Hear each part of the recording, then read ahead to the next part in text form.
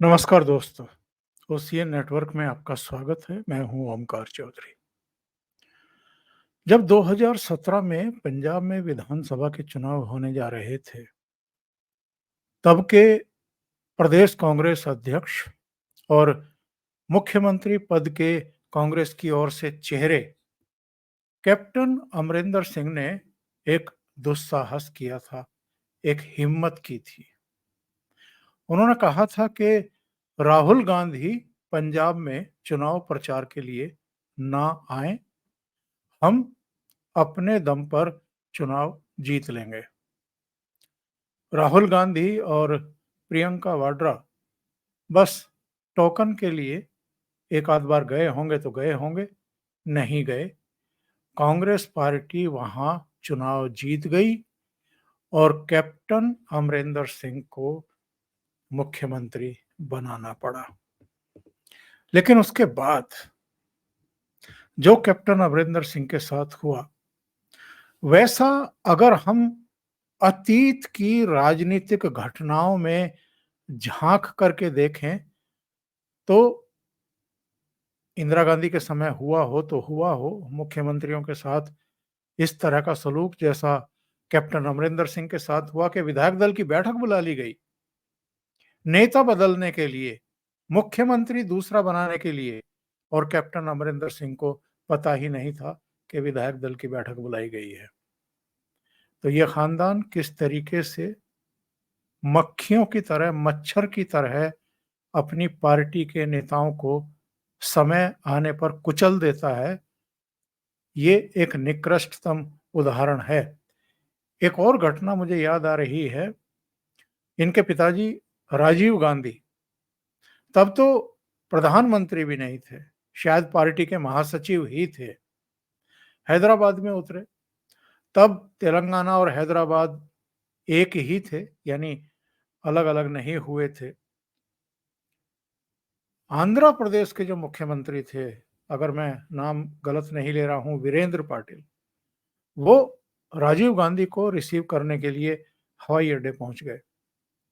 Courtesy कह लीजिए, कुछ भी कह लीजिए, प्रोटोकॉल तो नहीं था, कोई जरूरी नहीं था, लेकिन कर्टसी में वो पहुंच गए और राजीव गांधी ने सबके सामने उनको बहुत बुरी तरीके से झिड़क दिया, डांट दिया। और क्यों डांटा ये तो राजीव गांधी जाने। शायद दिमाग में सनक होगी कि मैं तो इंदिरा गांधी का प्रधानमंत्री का बेटा हूं, मैं तो किसी को किसी के भी सामने डांट डपट सकता हूं, झिड़क सकता हूं, आरती उतार सकता हूं, और वो उन्होंने काम कर दिया। वीरेंद्र पाटिल को जिन तरीकों से हटाया गया था, उसके बाद आंध्र प्रदेश में कांग्रेस का ऐसा बैंड बजा, उसको नानी याद आ गई। अभी जो हरियाणा में होकर के निपटा है, ये जब इसके बारीकी से गहराई में जाकर के तथ्यों की जांच करेंगे तो इसमें बड़ा भारी कंट्रीब्यूशन इस बार राहुल गांधी का भी रहा है। उनकी गलत बयानी, लोकसभा चुनाव के बाद से ही जिस तरह का घमंड और जबान पर भी जिस तरह की कड़वाहट, बदजुबानी जो वो कर रहे थे, उसका भी एक बड़ा कंट्रीब्यूशन रहा। और तमाम दूसरे कारणों पर भी हम चर्चा कर चुके, जिसकी वजह से हरियाणा का हिंदू एकजुट हो गया और कांग्रेस को उसने धर पटका। लेकिन हरियाणा में जो कुछ हुआ है, उस पर कांग्रेस में तो अब थोड़ा बहुत संभल संभाल हो चुकी होगी, क्योंकि इनको तो लगातार हारते जाने की अब आदत पड़ चुकी है। एक शख्स है जो सदमे की हालत में है और जिसको आने वाले जो 4 महीने 5 महीने हैं, वो अपने राजनीतिक करियर के लिए सबसे अधिक चुनौतीपूर्ण दिखाई दे रहे हैं। और ये शख्स कोई और नहीं है, दिल्ली का पूर्व मुख्यमंत्री अरविंद केजरीवाल है, जो कुछ ही समय पहले तिहाड़ जेल से बाहर आए हैं, करीब 5.5 महीने वहां बिता करके। भ्रष्टाचार के आरोप में, शराब घोटाले के मामले में गिरफ्तार हुए थे ईडी के द्वारा। लोकसभा चुनाव के दौरान जरूर इन पर मेहर बरसी थी सुप्रीम कोर्ट की, जब इनको 21 दिन के लिए अंतरिम जमानत पर प्रचार के लिए बाहर जाने की इजाजत दे दी गई थी, वरना तो जेल में ही रहे हैं। वो अरविंद केजरीवाल, उनके बयान, उनकी जो आशंकाएं हैं, जिस तरीके से उनको जनता अब हर जगह धर पटक रही है, उससे जो एक भीतर का भय है, जो इनसिक्योरिटी है और जो अनिष्ट होने की आशंका उनके भीतर बैठ गई है, और जो दूसरे लोगों को भी, हम जैसे लोगों को भी साफ साफ दिखाई दे रही है, दीवारों पर लिखी हुई, कि अगर किसी व्यक्ति का राजनीतिक करियर अपने अस्तांचल की तरफ है, अस्त होने की तरफ है, तो उसका नाम अरविंद केजरीवाल है। तो ऐसा नहीं है कि वो केजरीवाल को चीजें दिखाई ना दे रही हों या उनके सहयोगियों की समझ में नहीं आ रही हों कि साहब इस आदमी के साथ क्या होने जा रहा है। अगर अरविंद केजरीवाल को इन चीजों की समझ ना हो हुई होती, तो वो ना तो मुख्यमंत्री का पद छोड़ते, ना वो शीश महल छोड़ते, और ना ही विक्टिम कार्ड खेलने की कोशिश करते। आप ये देखिए कि लोकसभा चुनाव में इन्होंने विक्टिम कार्ड खेला। इन्होंने लोगों से कहा कि साहब जेल के बदले वोट से जवाब दीजिए, मुझे जेल भेजा गया, वोट से जवाब दीजिए। दे दिया लोगों ने वोट से जवाब। इनको एक भी सीट दिल्ली की नहीं दी। इन्होंने हरियाणा में वही कार्ड खेला। इनकी पत्नी ने भिवानी से लेकर के तमाम दूसरी जगहों पर जाकर के ये कहा कि साहब आपके बेटे को, आपके लाडले को मोदी जी ने तिहाड़ जेल में डाल दिया है, इसका जवाब आप अपने वोट से दीजिए। 88 कैंडिडेट खड़े किए थे हरियाणा की 90 विधानसभा सीटों के लिए। 87 की जमानत जब्त कर दी वहां के लोगों ने। और जहां जहां लोकसभा चुनाव हुए, मतलब सारे ही प्रदेशों में जहां जहां इन्होंने कैंडिडेट खड़े किए, बस पंजाब में 3 ही तो जीते हैं, वहां भी 13 सीटें हैं लोकसभा की, 10 सीटें वहां हारना, एक हरियाणा में, 2 गुजरात में, 4 दिल्ली में हारना, ये शो करता है, ये बताता है कि अरविंद केजरीवाल का खेल खत्म हो चुका है।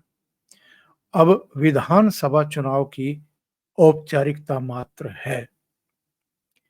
इसलिए इन्होंने दूसरे तरीके से चीजों को अब पब्लिक के सामने रखना शुरू किया है। और ये दूसरे तरीके से कैसे चीजों को रख रहे हैं, इनका कहना है कि साहब दिल्ली में अगर आज यमुना गंदी है, अगर सड़कें टूटी हुई हैं, अगर पॉल्यूशन की समस्या है, अगर पेयजल का संकट हुआ है, तो इसके लिए हम जिम्मेदार नहीं हैं। हमें जिन्होंने जेल में डाला वो जिम्मेदार हैं।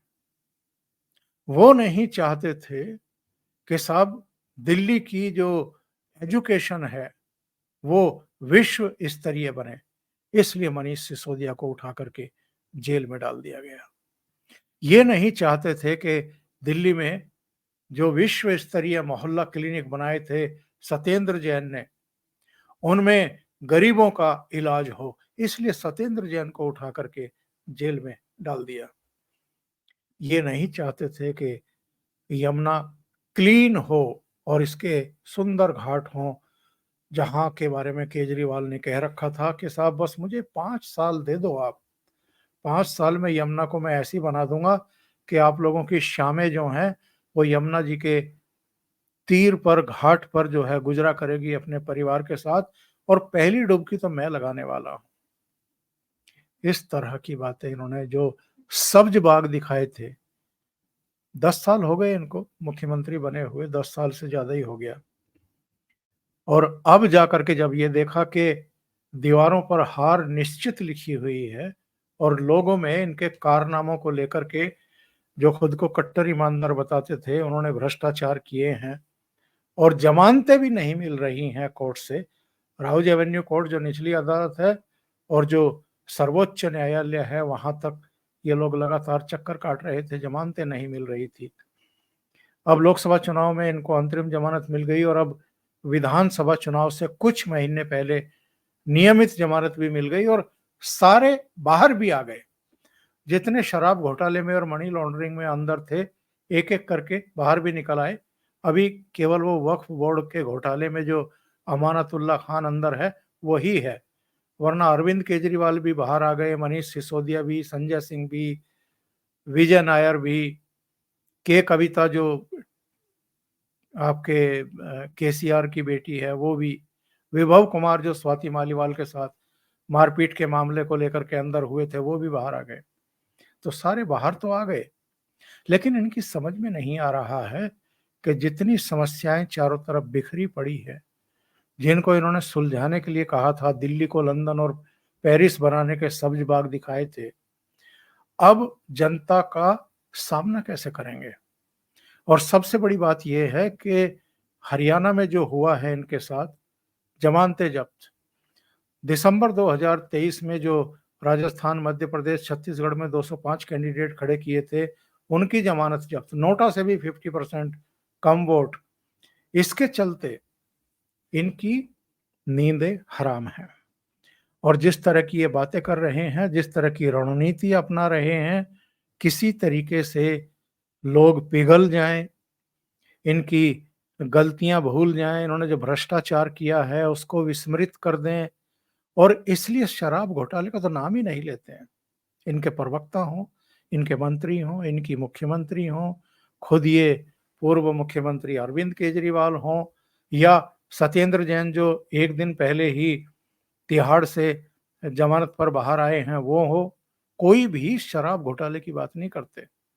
सब कहते हैं कि जी हमें इसलिए उठा करके मोदी जी की सरकार ने अंदर डाल दिया ताकि दिल्ली के कामकाज रोके जा सके, और अगर ये सत्ता में आ गए तो जो हमने 10 साल में कारनामे किए हैं, इतने बड़े विकास कार्य किए हैं, वो सब आकर के ये रोक देंगे। अभी विजेंद्र गुप्ता का एक बयान आया था ना, भारतीय जनता पार्टी के जो विधायक दल के नेता रहे, उन्होंने कहा था कि ये जो कह रहे हैं कि जितनी हमारी योजनाएं थी, चाहे मुफ्त की बिजली हो, मुफ्त का पानी हो, बसों में महिलाओं का सफर हो, वो सब बंद कर देंगे। तो उन्होंने कहा कि हम भी इनको जारी रखेंगे। इसका मतलब ये है कि भारतीय जनता पार्टी हर हाल में इनको अब बाहर का रास्ता दिखाने के लिए पुख्ता रणनीति तैयार कर चुकी है। चेहरा कौन होगा इस पर सबकी निगाह है, क्योंकि जब चेहरे की बात आती है तो भारतीय जनता पार्टी कई बार मात खा जाती है। लेकिन अरविंद केजरीवाल का चेहरा अब इतना मतलब बदसूरत हो चुका है भ्रष्टाचार के और काम ना करने के मुद्दे पर अगर हम देखें तो संभवतः दिल्ली के लोग अब इनको भी वोट देना पसंद ना करें।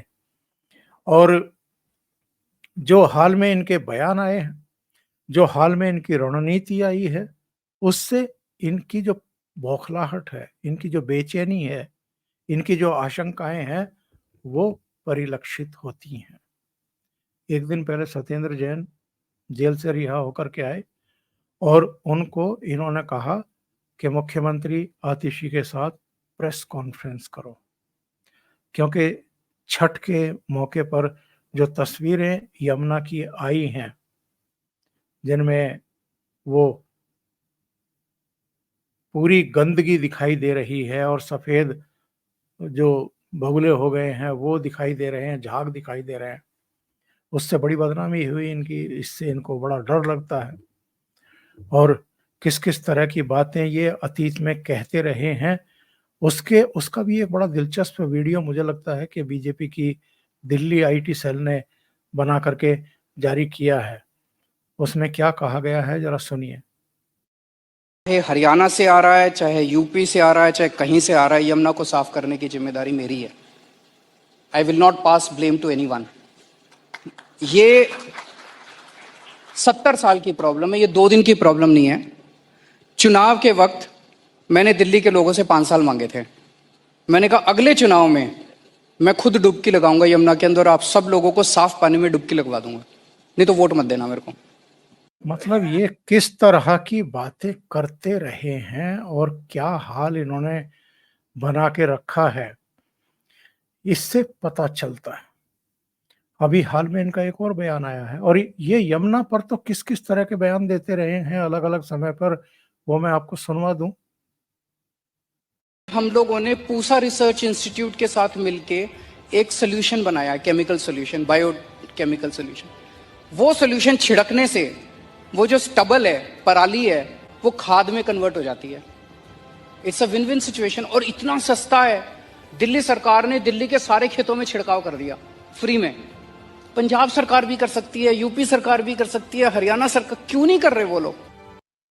ये बयान उस समय के हैं जब तक इनकी पंजाब में सरकार नहीं बनी थी और कैप्टन अमरिंदर सिंह वहां के मुख्यमंत्री थे।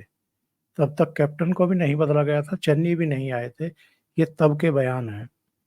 तो तब तो ये शिक्षा दे रहे थे कांग्रेस सरकार को, कैप्टन अमरिंदर सरकार को, कि जब दिल्ली की हमारी सरकार ये कर सकती है तो वो क्यों नहीं कर सकते हैं। पता नहीं इन्होंने क्या कर दिया था। और पॉल्यूशन फिर भी इतना भयंकर था कि रोज कोर्ट की इनको फटकार पड़ रही थी। उन सारे फैक्ट्री वालों को मैंने दिल्ली बुला के उनसे बात की। आप सोच के देखो, अगर पूरे पंजाब के अंदर हम इतनी सारी फैक्ट्रियां लगा दें जो पराली को इस्तेमाल करके कोयला बनाने लगे, बिजली बनाने लगे, एक तो किसान को 1000 रुपए एकड़ के हिसाब से पराली के पैसे मिलने लगेंगे, जलाने की जरूरत नहीं पड़ेगी, और वो फैक्ट्री वाला खुद आपकी पराली काट के ले जाएगा, आपका कोई पैसा नहीं लगेगा, आपको 1000 रुपए एकड़ मिले। मशीनें आती हैं, वो मशीनें अगर किसानों को दे दो तो किसानों को फिर जलाने की जरूरत नहीं पड़ती, फिर वो मशीन से नीचे का जो पराली बचती है उसको बेच के अपना और पैसा कमा सकते। मतलब ज्ञान का भंडार आप इनको समझ लीजिए, लेकिन करेंगे धरेंगे कुछ नहीं। भाषण इनसे भी कितने दिलवा लो। इनके प्रवक्ताओं से आप दिन में 3-3, 4-4 प्रेस कॉन्फ्रेंस करवा लो, उसका धारावाहिक प्रसारण टेलीविजन चैनलों पर करवा लो, इसमें इनको महारत है। और इन्होंने अभी क्या कहा था, 4-5 दिन पहले की बात है। हमने जितने काम किए थे, इनका मकसद है वो सारे काम खत्म करने का। क्यों? क्योंकि इनकी 22 राज्यों में सरकारें हैं, वहां आवाज उठने लग गई है। जैसे गुजरात का चुनाव में लड़ने गया पिछली बार, वहां जनता इनसे, बीजेपी वाले से पूछ रही थी, भाई केजरीवाल ने दिल्ली में, पंजाब में बिजली मुफ्त कर दी, गुजरात में क्यों नहीं करते? मध्य प्रदेश वाले पूछ रहे हैं कि हमारे यहां बिजली मुफ्त क्यों नहीं करते? वहां पे राजस्थान वाले पूछ रहे हैं, उत्तर प्रदेश वाले पूछ रहे हैं, उत्तराखंड वाले पूछ रहे हैं कि हमारी बिजली मुफ्त क्यों नहीं करते? हमारे महिलाओं की बस यात्रा मुफ्त क्यों नहीं करते? हमारा पानी मुफ्त क्यों नहीं करते? हमारे को इतनी शानदार सड़कें क्यों नहीं? कितनी शानदार सड़कें हैं, जरा देखिए।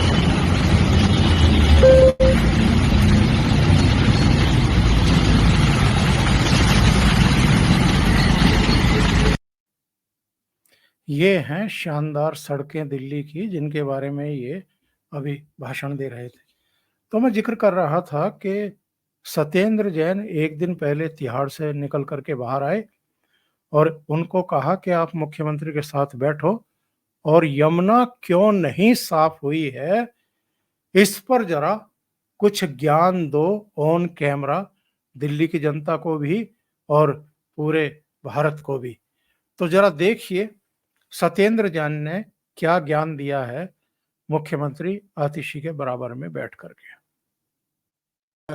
आजकल यमुना पॉल्यूशन के ऊपर बहुत बात हो रही है। जैसे आतिशी जी ने बताया कि बीजेपी के काफ़ी सारे नेता फ़ोटोशूट के लिए आजकल जा रहे हैं, तो वो फ़ोटोशूट कराने जाते हैं, कभी इधर दिखाते हैं, कभी उधर दिखाते हैं। यमुना का जो पॉल्यूशन है, अरविंद केजरीवाल जी ने कहा था कि दिल्ली के अंदर हम यमुना को साफ़ कर देंगे, और उसको साफ़ करने के लिए युद्ध स्तर पे काम स्टार्ट हो गया था। जब काम स्टार्ट हुआ और बीजेपी को लगने लगा कि ये तो वाकई अगले इलेक्शन से पहले यमुना साफ़ हो जाएगी, तो बीजेपी ने क्या किया, पहले मुझे अरेस्ट किया क्योंकि मैं यमुना क्लीनिंग के लिए अरविंद जी ने मेरे जिम्मे ड्यूटी लगाई थी। जल मंत्रालय मुझे दिया था, यमुना को साफ़ करने की स्पेसिफिक जिम्मेदारी दी गई थी। बाद में फिर अरविंद केजरीवाल को भी अरेस्ट कर लिया। कारण यही था कि अगर दिल्ली में यमुना नदी साफ़ हो गई, इन बीजेपी वालों से तो गंगा साफ़ हुई नहीं, पर इनको ये जरूर पता था ये दिल्ली साफ़ जरूर कर देंगे। इनके ढोंग, इनके पाखंड, इनके झूठ आप देख रहे हैं। 2013-14 से दिल्ली की जनता सुन रही है और देश भी सुन रहा है, क्योंकि ये तो सारे मीडिया चैनलों पर इनके लाइव चलते हैं, तो सारा देश सुन रहा है 2013 से। बस हमें 4 साल दे दो, 5 साल दे दो, दिल्ली को तो हम इतना क्लीन बना देंगे, पूरी दिल्ली को हम लंदन और पेरिस बना देंगे। और अब नया बहाना क्या शुरू किया है, जब इनको पता लग रहा है कि लोग अब कहीं जूते हाथ में ना निकाल लें कि 5 साल और दिए थे तुम्हें, और यमुना गंदी की गंदी, सारी सड़कें टूटी हुई हैं, पॉल्यूशन वैसे का वैसा ही है, पेयजल संकट वैसा ही होता है, जरा सी बारिश होते ही पूरी दिल्ली डूब जाती है, बसें तक खड़ी हो जाती हैं, कारें डूब जाती हैं उसमें। तुम लोगों ने किया क्या है सिवाय प्रेस कॉन्फ्रेंस करने के? तो अब नया बहाना ये तलाश किया है कि साहब ये कहना शुरू करो कि चूंकि मुख्यमंत्री को भी जेल में डाल दिया, सत्येंद्र जैन को भी जेल में डाल दिया, मनीष सिसोदिया को भी जेल में डाल दिया, संजय सिंह को भी जेल में डाल दिया, तो जी काम कौन करता? इसलिए दिल्ली की ये सारी समस्याएं हैं। कर लो, क्या करोगे इनका? ये अगर जेल चले भी गए तो ब्यूरोक्रेसी भी बाहर थी, जो दूसरे मंत्री बने थे जिनको वो महकमे मिले थे वो भी थे, वो तो जेल में नहीं डाले गए, लेकिन एक नया बहाना तलाश किया है ताकि लोगों को फिर से भ्रमित किया जा सके। अभी के लिए इतना ही। बहुत बहुत धन्यवाद। अगर आपको ये चैनल और इसके कंटेंट पसंद आ रहे हैं तो लाइक करें, कमेंट करें, वीडियो को शेयर भी करें। अभी तक अगर आपने ये चैनल सब्सक्राइब नहीं किया है तो सब्सक्राइब कर लें, साथ में लगे बेल आइकॉन को दबा दें ताकि आगे आने वाले वीडियो और उनके नोटिफिकेशन आप तक पहुंचते रहें। बहुत बहुत धन्यवाद। नमस्कार।